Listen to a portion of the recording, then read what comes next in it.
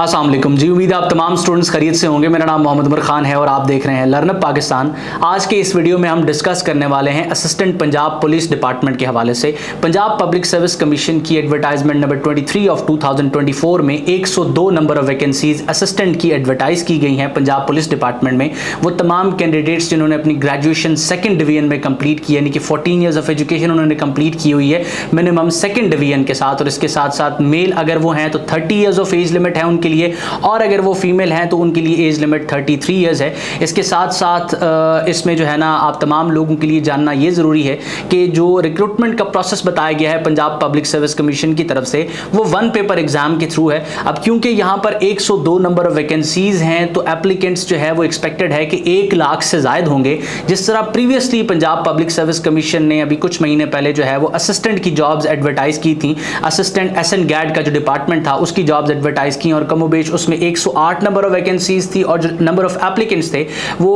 गालिबन 1,10,000 से ज़ायद थे। अब आज की इस वीडियो को हम इस पर्सपेक्टिव से रिकॉर्ड करेंगे कि वो तमाम लोग जो पहली बार पंजाब पब्लिक सर्विस कमीशन के किसी एग्जाम में अपेयर हो रहे हैं वो भी इससे फ़ायदा हासिल कर सकें, और इसके साथ साथ जो एक से ज़ायद बार पंजाब पब्लिक सर्विस कमीशन के 1 पेपर एग्जाम में अपेयर हो चुके हैं वो भी इससे इस्तेफादा हासिल कर सकें। मेनली हम डिस्कस करेंगे जो असिस्टेंट पंजाब पुलिस डिपार्टमेंट है इसके सिलेबस के हवाले से, यानी कि 1 पेपर के सिलेबस के हवाले से। इसके साथ साथ मैं आपको बताऊंगा कि 1 पेपर एग्जाम को आप किस तरीके से प्रिपेयर करें, स्पेसिफिकली असिस्टेंट के लिए आपको कैसे प्रिपेयर करना है, और इसके साथ साथ हम डिस्कस करेंगे एक्सपेक्टेड टेस्ट डेट के हवाले से, ताकि तमाम एस्पिरेंट्स जो इसको प्रिपेयर कर रहे हैं वो उस अकॉर्डिंग अपनी तैयारी कंटिन्यू करें, उस अकॉर्डिंग अपनी तैयारी का स्केड्यूल बनाएं। तो सबसे पहले अगर बात की जाए असिस्टेंट पंजाब पुलिस डिपार्टमेंट के सिलेबस के हवाले से तो 90 मिनट्स आपको दिए जाएंगे। 90 मिनट्स में आपने 100 MCQs सॉल्व करने होंगे, और 100 MCQs में जो सब्जेक्ट्स आपसे पूछे जाएंगे उसमें सर फहरिस्त जनरल नॉलेज है, जनरल नॉलेज के बाद करंट अफेयर्स है, करंट अफेयर्स के बाद पाकिस्तान स्टडीज है, पाकिस्तान स्टडीज के बाद इस्लामिक स्टडीज है, इस्लामिक स्टडीज के बाद ज्योग्राफी है, ज्योग्राफी के बाद आपसे पूछा जाएगा बेसिक मैथमेटिक्स के हवाले से, बेसिक मैथमेटिक्स के बाद आपसे पूछा जाएगा इंग्लिश के हवाले से, इंग्लिश के बाद आपसे पूछा जाएगा उर्दू के हवाले से, और उर्दू के बाद पूछा जाएगा आपसे एवरीडे साइंस के हवाले से। एवरीडे साइंस के बाद तमाम कैंडिडेट्स से क्वेश्चन पूछे जाएंगे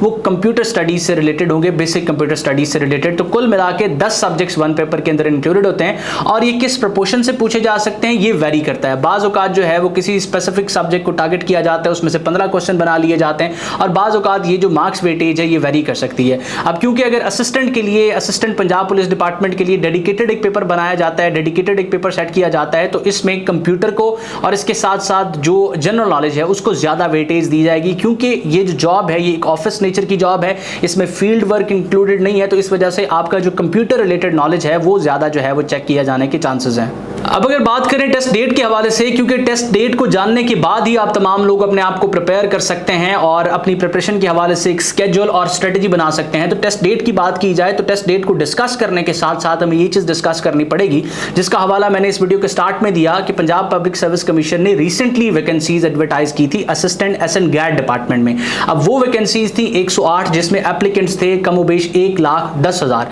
अब वो तमाम कैंडिडेट्स जो SN गैड के असिस्टेंट की वैकेंसी में अप्लाई कर रहे थे उनकी क्वालिफिकेशन भी सेम थी, यानी कि उनके लिए भी graduation with second division required थी, और साथ साथ उनकी रिक्रूटमेंट का जो प्रोसेस था वो भी 1 पेपर एग्जाम के थ्रू था। तो कई चांसेस हैं कि क्योंकि इस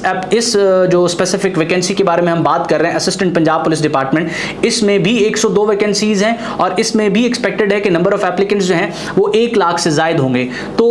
ये वैकेंसीज क्योंकि एक साथ एडवर्टाइज हुई हैं, 2 एडवर्टाइजमेंट्स पहले SN गैड की वैकेंसीज आई थी, तो पॉसिबल नहीं है कि इनके लिए सेपरेट जो है वो एग्जाम्स कंडक्ट हों। तो कभी चांसेस ये हैं कि इनके लिए एक क्लब पेपर होगा। क्लब पेपर से मुराद ये है, कुछ लोग क्लब पेपर में पहले अपेयर हो चुके होंगे, कि एक आपसे पेपर लिया जाता है और मुख्तलिफ वैकेंसीज में जो अप्लाई करते हैं कैंडिडेट्स वो उसी एक पेपर में जो है वो अपेयर होते हैं। उसके बाद फिर जिसने जिस वैकेंसी में अप्लाई किया होता है, फॉर एग्जाम्पल एक कैंडिडेट है उसने दोनों वैकेंसीज में अप्लाई किया है, तो दोनों वैकेंसीज के लिए उसका वही स्कोर कंसीडर होगा, और एक कैंडिडेट किसी एक स्पेसिफिक वैकेंसी में अप्लाई कर रहा है तो फिर उसका उसी स्पेसिफिक वैकेंसी के हवाले से जो है वो टेस्ट कंडक्ट होगा। अब अगर ये क्लब नेचर का टेस्ट कंडक्ट करती है पंजाब पब्लिक सर्विस कमीशन तो एक्सपेक्टेड है कि दिसंबर के महीने तक आपका जो ये एग्जाम है असिस्टेंट का, असिस्टेंट पंजाब पुलिस डिपार्टमेंट का, ये कंडक्ट हो जाएगा और असिस्टेंट SN गैड के साथ ही कंडक्ट हो जाएगा। और अगर ऐसा नहीं होता, असिस्टेंट SN गैड का जो पेपर है वो डिफरेंट कंडक्ट होता है और उसके बाद असिस्टेंट पंजाब पुलिस डिपार्टमेंट का पेपर कंडक्ट होता है, तो फिर चांसेस हैं कि ये जनवरी तक जा सकता है। इस अकॉर्डिंग आप तमाम लोगों ने अपने आप को प्रिपेयर करना है। सितंबर का ये महीना चल रहा है, सितंबर के बाद आपके पास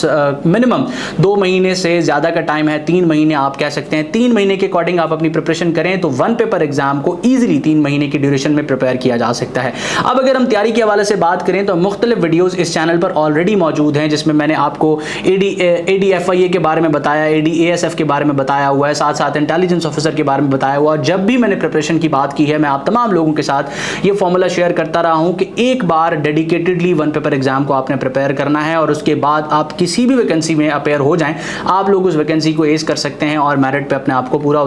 लेके आ सकते हैं, सिर्फ एक बेसिक रिवीजन के साथ। अब वो प्रिपरेशन स्ट्रेटजी क्या है? वो प्रिपरेशन स्ट्रेटजी ये है कि आपने ऐसा नहीं करना कि मुख्तलिफ MCQs को क्रैम करना स्टार्ट कर दें, किसी भी एक सिंगल रिसोर्स पर रिलाई करके उस सिंगल रिसोर्स को कुल समझ लें और उसके बाद सारी की सारी प्रिपरेशन अपनी उसी सिंगल रिसोर्स से करें। ये गलती आपने नहीं करनी, क्योंकि मेजॉरिटी कैंडिडेट्स जो अपेयर हो रहे हैं वो किसी एक सिंगल रिसोर्स पर रिलाई करते हैं और एज इट इज उसको पढ़ते रहते हैं, उसको क्रैम करते रहते हैं। जब भी कोई क्वेश्चन पढ़ें, कोशिश करें कि उस क्वेश्चन को पढ़ने के बाद उस क्वेश्चन के बैकग्राउंड से वाकिफ हो, जो इवेंट डिस्कस हो रहा है उस MCQs में, क्योंकि एग्जामिनर आपसे क्या जज करना चाहता है। अगर एक क्वेश्चन उसने आपको पुट किया है एग्जाम में, आपको एक क्वेश्चन नजर आता है, उस क्वेश्चन का बेसिक पर्पस है आपका नॉलेज टेस्ट करना उस स्पेसिफिक इवेंट के हवाले से। अब अगर एक बच्चे को, एक कैंडिडेट को उस इवेंट के बारे में कुछ भी नहीं पता, मां सिवाय उस इवेंट के जवाब के, तो उसको क्रैम करने का कोई फायदा नहीं है। अगर क्वेश्चन थोड़ा सा ट्रिकी आ जाए, इन केस उस टॉपिक से रिलेट भी कर जाए जिसको वो पढ़ रहा है, जिस MCQs को वो क्रैम कर रहा है उससे रिलेटेड भी आ जाए, लेकिन क्वेश्चन थोड़ा सा ट्रिकी हो जाए तो वो उसको आंसर नहीं कर सकेगा। तो इन तमाम चीजों के लिए जरूरी है कि आप अपनी प्रिपरेशन को कंसेप्चुअल करें। अब कंसेप्चुअल करने के साथ साथ आप एक तरतीब से अपनी प्रिपरेशन स्टार्ट करें, जिस तरह मैंने पहले आपको बताया कि किसी सिंगल रिसोर्स पर रिलाई नहीं करना और आपने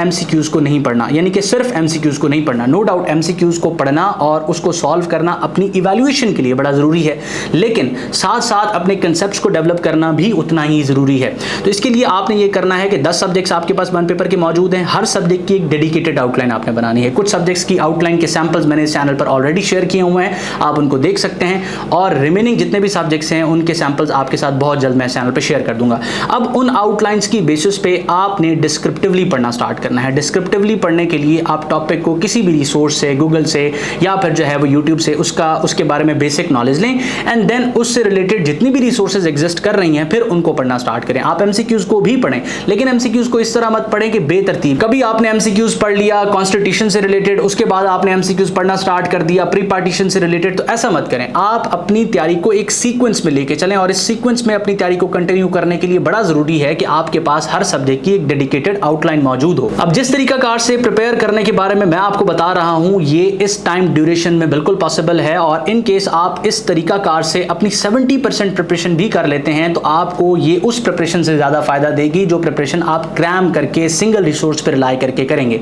तो मैं उम्मीद करता हूं ये अपडेट वीडियो, साथ साथ ये जो है ना एक ऐसा वीडियो जिसमें मैं आपके लिए ये हमवार करना चाह रहा था कि आप अपनी प्रिपरेशन को कैसे किक स्टार्ट कर सकते हैं और इसके साथ साथ आपको किस तरीके से अपनी प्रिपरेशन करनी है, इसमें मैं कामयाब रहा हूं। आप लर्नअप पाकिस्तान की कम्युनिटी के साथ इन टच रहें। डिस्क्रिप्शन में हमारे व्हाट्सएप पेज का और साथ साथ हमारे व्हाट्सएप ग्रुप का जो है वो लिंक मौजूद है, उसको ज्वाइन करें। अपनी तरह जो स्टूडेंट्स प्रिपेयर कर रहे हैं उनकी कम्युनिटी के साथ इन टच आएँ और अपनी प्रिपरेशन हमारा जो इदारा है उसकी सुपरविजन में कंटिन्यू करें। अल्लाह आपका हामी नासिर हो। हमेशा आप तमाम स्टूडेंट्स की कामयाबी के लिए दुआ गो। उमर खान और उसकी टीम। अल्लाह हाफ़िज़।